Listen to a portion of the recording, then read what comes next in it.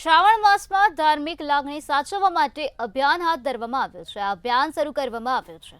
તો હાલ આ મહત્વના સમાચાર સામે આવ્યા છે, જ્યાં શ્રાવણ માસ અત્યારે ચાલી રહ્યો છે, ત્યારે ધાર્મિક લાગણી સાચવવા માટે એક અભિયાનનો પ્રારંભ કરવામાં આવ્યો છે. ફૂડ એન્ડ ડ્રગ્સ વિભાગ દ્વારા ચેકિંગ હાથ ધરવામાં આવ્યું છે. ફરાળી વાનગીઓ તેમજ તેમાં વપરાતી વસ્તુઓનું ચેકિંગ કરવામાં આવી રહ્યું છે. ભેળસેળ અટકાવવા ફૂડ એન્ડ ડ્રગ વિભાગ અત્યારે એક્શન મોડમાં જોવા મળી રહ્યું છે. તો ફૂડ એન્ડ ડ્રગ વિભાગ કમિશનરે ચેકિંગ માટે સૂચના આપી દીધી છે. ફૂડ એન્ડ ડ્રગ વિભાગની કામગીરી અત્યારે જોવા મળી રહી છે. શ્રાવણમાં ધાર્મિક લાગણી સાચવવા માટે એક અભિયાન શરૂ કરી દેવામાં આવ્યું છે.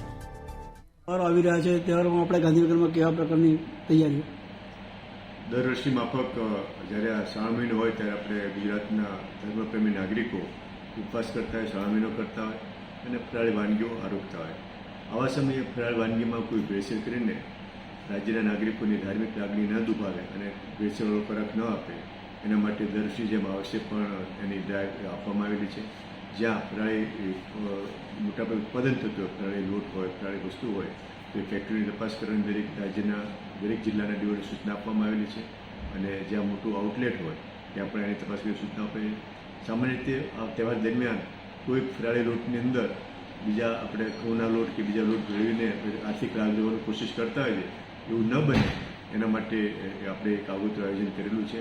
અને આવું કોઈ ખોટું કરતા હોય તો એને સામે તાત્કાલિક કાર્યવાહી કરી એનું કામ બંધ કરવામાં આવશે અને કાયદેસર કાર્યવાહી